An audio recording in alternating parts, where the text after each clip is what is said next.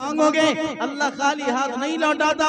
अल्लाह कहता है कि जब कोई हाथ उठाकर मुझसे दुआ मांगता है, मेरी गैरत को ये गवारा नहीं कि उसको खाली हाथ दे, जरूर कबूल करता है। इसी तरह अल्लामा याफ़ई रहमतुल्लाहि अलैह के एक वाक़या रौज़ुर रय्याहीन फी हिकायातिस सालिहीन एक किताब है, उसके अंदर लिखा है कि एक शख्स था, बड़ा नेक आदमी था, मुत्तकी परहेजगार, तहज्जुद गुजार, सौम सलात का पाबंद था। अब रास्ता चलते चलते किसी तरह उसके पैर में एक हड्डी का टुकड़ा दाखिल हो जाता है। अब वो उस हड्डी के टुकड़े को जितना निकालने की कोशिश करता है तो वो टुकड़ा अंदर अंदर जा रहा है। जब उसके बस से बाहर हुआ, तबीबों से, डॉक्टरों से उसने सलाह ली, दिखलाया, बतलाया, तो डॉक्टरों ने भी कोशिश की, हार मान ली।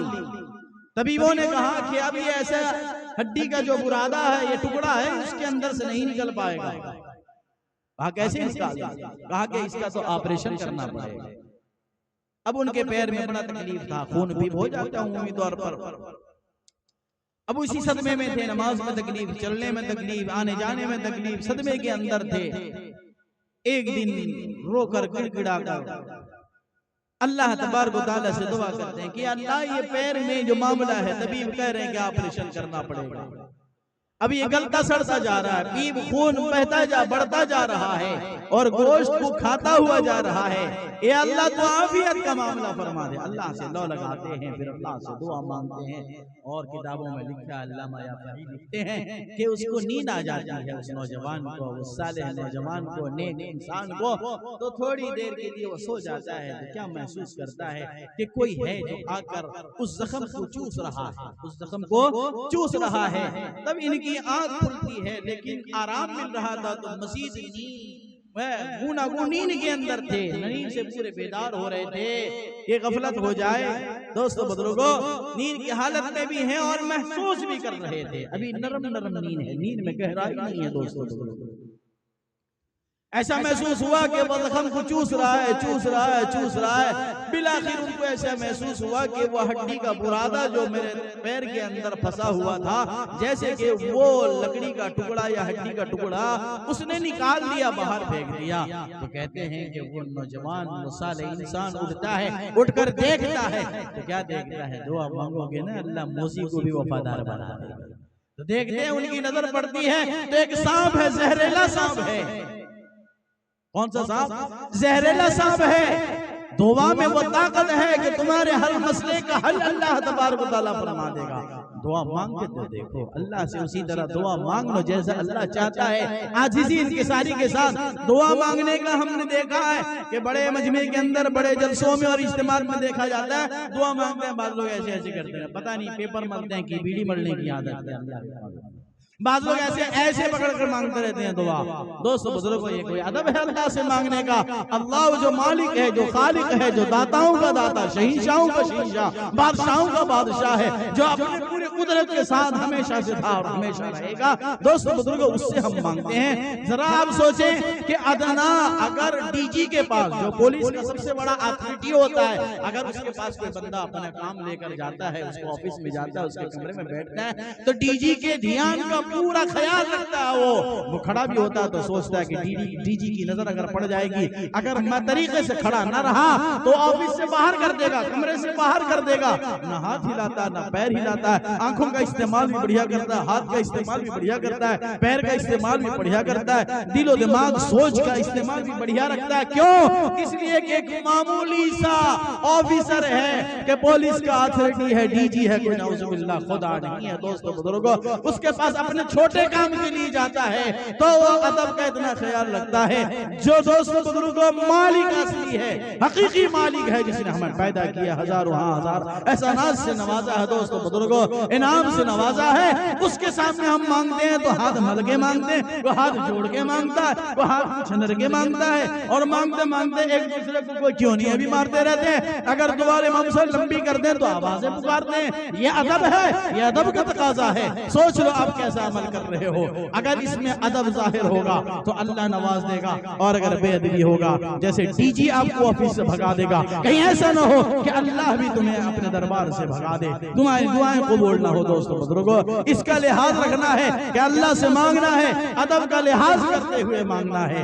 अब जब मांगने की बात आ गई है तो एक और बात बता दूं कि मांगने का तरीका, बाज़ लोग ये कहते हैं कि अव्वल आखिर दुरूद शरीफ पढ़ना, मैं इसके बिल्कुल भी कायल नहीं हूं। अव्वल आखिर दुरूद शरीफ पढ़ने का कोई मतलब नहीं है दोस्तों बुजुर्गों। हाँ, दुआ में दुरूद पढ़ना चाहिए, दुआ में दुरूद पढ़ना चाहिए ताकि उसके सदक़े अल्लाह हमारी दुआ को कबूल फरमा ले। लेकिन ये कहना कि अव्वल आखिर दुरूद पढ़ना नहीं, दुआ का जो इफ्तिताह है, शुरुआत है, आगाज है, वो अल्लाह की हम्द सना से होना चाहिए। तो बेहतर तरीका जो दोस्तों बुजुर्गों मुझे मालूम है, मैं उसको शेयर करता हूँ, अच्छा लगे तो इस पे अमल कर लेना। सबसे पहले आप हाथ उठाइए, हाथों के दरमियान थोड़ा खिला रखिए, अल्लाह की तरफ मुतवज्जे हो जाइए, फिर पढ़िए बिस्मिल्लाहिर्रहमानिर्रहीम अल्हम्दुलिल्लाहि रब्बिल आलमीन सूरह फातिहा। अभी जैसा कि मैंने पहले बताया कि मुकम्मल दुआ है, सूरह फातिहा पूरा पढ़ लीजिए, वलद्दाल्लीन आमीन। फिर हम्द सना कीजिए, हो सके तो कलमा पढ़ लीजिए, चौथा कलमा, तीसरा कलमा, दूसरा कलमा पढ़ लीजिए।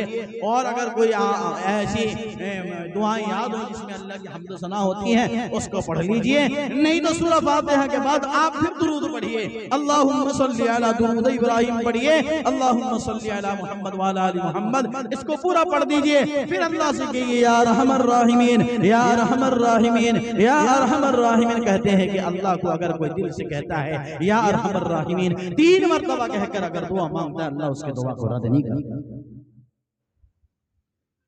दुआ के अंदर वो ताकत व कुव्वत है कि अल्लाह आपके तमाम मसाइल का हल दुआ के अंदर रखा। एक किताब है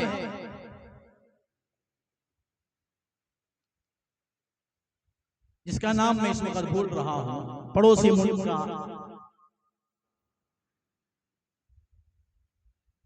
दुआओं के कबूलियत के सुनहरे वाक़यात, किताब का नाम है दुआओं के कबूलियत के सुनहरे वाक़यात। इस किताब के अंदर एक वाक़या लिखा है, एक बंदा था, वो रहता था अपने रियाद के अंदर, नहीं वो पड़ोसी मुल्क का रहने वाला था, उम्रा करने के लिए गया था। अब वहां वो उम्रा करता रहा, उसी दौरान उसको ख्वाब हुआ और ख्वाब में एक बंदे का शक्ल दिखलाया गया कि इस बंदे को तुम उम्रा करवा दो। उसका शक्ल भी दिखलाया गया, उसका कॉन्टैक्ट नंबर भी उसको ख्वाब के अंदर दिखलाया गया। बात समझ में आ रही? एक बार देखा, इसने इग्नोर कर दिया, दूसरी मर्तबा भी देखा तो इग्नोर कर दिया, तीसरी मर्तबा जब देखा तो किसी अहले इल्म से उसने पूछा तो उसने बताया कि जब बात यही है तो शायद अल्लाह का मंशा यही है, तो उसको उम्रा करवा दो। उसका कॉन्टैक्ट नंबर भी तुम्हारे पास ख्वाब के अंदर दिया गया है, उसका शक्ल भी दिखलाया गया, उसको उम्रा करवा दो। लिहाजा वो अपने मोबाइल से उसको फोन मिलाता है। इत्तेफाक से वो बंदा भी पड़ोसी मुल्क का था, लेकिन रहता था रियाद के अंदर। कहाँ रहता था? रियाद के अंदर। अब इसने फोन मिलाया, उसको कहा कि मैं तुमको उम्रा करवाना चाहता हूँ। उसने कहा कि भाई मैं फटीचर आदमी हूँ, मुलाजिम आदमी हूँ, मैं क्या करूंगा उम्रा करके। इसने बहुत इशरार किया, इशरार करके उसको तैयार किया और गाड़ी ले जाकर उसको रियाद से उम्रा करवाने के लिए लेकर आ गया। उम्रे से वो जब फारिग हुआ दोस्तों बुजुर्गों, अब इसने कहा कि चलो अब मैं तुमको रियाद पहुंचा देता हूँ। उम्रा करवा दिया मैंने, ख्वाब में दिखाया गया था, वो तो पूरा हो गया। अल्लाह कबूल फरमाए, मंजूर और मकबूल करे। उसने कहा कि आखिरी घड़ी है, आखिरी वक्त है, क्यों ना मैं एक अल्लाह के घर का और तवाफ करूं। तो जब वो तवाफ करने लगा अल्लाह के घर का, 7वें चक्कर करने के बाद मकाम इब्राहिम के पीछे आकर 2 रकात नमाज अदा कर रहा था, उसी दौरान उसका रूह परवाज हो जाता है। अब जब रूह परवाज हो गया, इंतकाल कर गया दोस्तों बुजुर्गों, इसने उसके घर वालों से राब्ता किया, जो उम्रा करवाया था उसको घर वालों से राब्ता किया कि इस तरह का मसला हुआ है। आप लोग कहें तो इनकी नाश को रियाद पहुंचा दिया जाए या कहें तो यही इंतजाम किया जाए। घर वालों ने कहा कि बेहतर जगह में इंतकाल हुआ है तो वहीं कर दिया जाए। तो दोस्तों बुजुर्गों घर वालों ने इजाजत दे दी।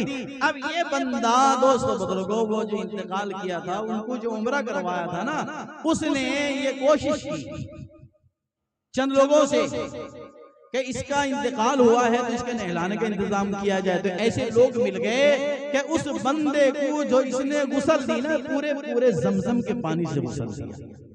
इसके पानी से, जमजम जो सबसे मोहतरम पानी है, आबे कौसर से भी मोहतरम जमजम है। याद रखिएगा, अगर आबे कौसर से मोहतरम जमजम नहीं होता तो अल्लाह के रसूल सल्लल्लाहु अलैहि वसल्लम के कल्ब मुबारक को दोस्तों बुजुर्गों जमजम से नहीं धुला जाता।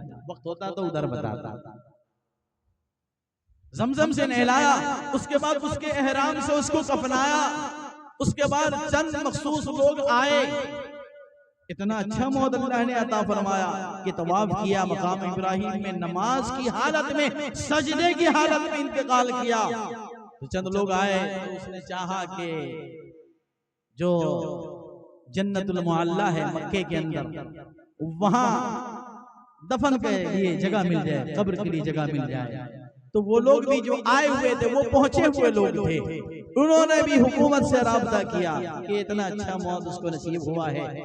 मकाम इब्राहिम के पास नमाज की हालत में जमजम से गुस्ल दिया गया, एहराम का कपड़ा उसका कफन बना है। तो लिहाजा ऊपर के सतह से उन लोगों ने इजाजत भी ले ली।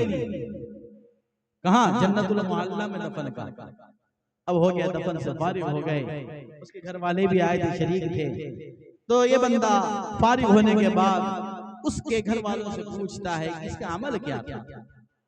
आगे इसका कोई ऐसा अमल नहीं था, न बहुत ज्यादा नमाजी, न बहुत ज्यादा मुत्तकी, न परहेजगार, कुछ नहीं, बस एक अमल था।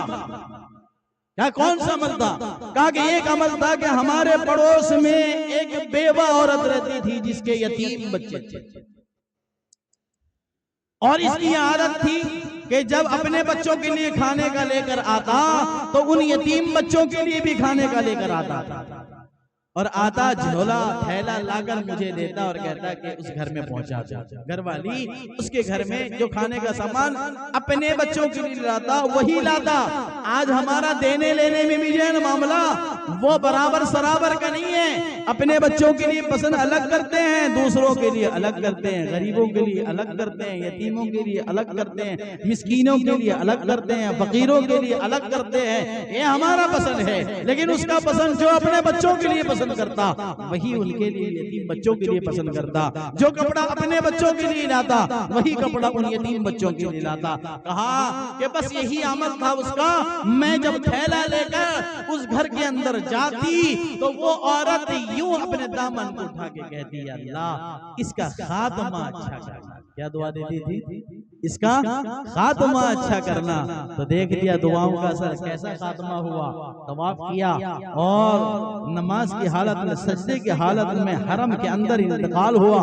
जमजम से गुस्ल दिया गया, एहराम के कपड़े से कफनाया गया, जन्नतुल मुअल्ला में उसकी कब्र शरीफ बनी। ये दुआ है। हमें दुआओं को आदाब के साथ अल्लाह से मांगना चाहिए। ये इतना लंबा मौजू है कि अगर मैं 3 घंटा भी बोलूं बात बताऊं, फिर कभी इंशाअल्लाह मौका मिलेगा, अगर आप याद दिला दें तो इंशाअल्लाह इस मौजू को मैं आगे लेकर चलने की कोशिश करूंगा। हजरत मौलाना बिलाल साहब कासमी दामद बरकातुहू, दोस्तों बुजुर्गों, जो बहुत ही बड़े आलिम दीन हैं, बड़े इदारे के जिम्मेदार हैं, और दोस्तों बुजुर्गों एक ऐसी शख्सियत की औलाद है जिनकी कुर्बानियों का कोई फरामोश नहीं कर सकता। पूरा उड़ीसा भर में कोई फरामोश नहीं कर सकता। और इतना इखलास, इतने मुखलिस आदमी उनके वालिद मोहतरम जनाब हजरत मौलाना जलाल साहब रहमतुल्लाह अलैह, अल्लाह गरीब रहमत फरमाए, अल्लाह दर्जात को बुलंद फरमाए। दोस्तों बुजुर्गों, हजरत वाला से मैंने इजाजत लेकर पहले इसलिए बैठ गया था कि मेरी वालिदा की तबीयत कुछ बिगड़ रही है। एक मरतबा आप लोग भी दुआ कर दें कि अल्लाह मेरी अम्मा को सेहत आफियत अता फरमाए, सेहत आजिला दायमा कामिला मुस्तमिर्रा अता फरमाए, उनके हयात में अल्लाह बेपनाह बरकत अता फरमाए। इसी तरह और जो भी मरीज हैं अल्लाह सबको शिफाए कामिला आजिला दायमा मुस्तमिर्रा अता फरमाए। जिनके वालिदैन जिंदा हैं अल्लाह उनको उनकी खिदमत करके अपने लिए जन्नत कमाने की तौफीक अता फरमाए। जिनके वालिदैन दुनिया से चले गए हैं उनके लिए दुआ करें कि अल्लाह उनके साथ आफियत का मामला फरमाए, मगफिरत का मामला फरमाए, उनके दर्जात से बुलंद फरमाए। ये चंद बातें थी दोस्तों बुजुर्गों जो अल्लाह की तौफीक से मैंने गोशगुजार की हैं। कहने वाला भी मोहताज है, सुनने वाला भी मोहताज है। कहने वाला भी हिदायत का मोहताज, सुनने वाले भी मोहताज हैं, दोनों मोहताज हैं। अल्लाह सबके हक में बेहतर हिदायत का फैसला फरमाए। आमीन सुम्मा आमीन। व आखिरु दावाना अनिल हम्दुलिल्लाहि रब्बिल आलमीन। अस्सलामु अलैकुम व रहमतुल्लाहि व बरकातुहू।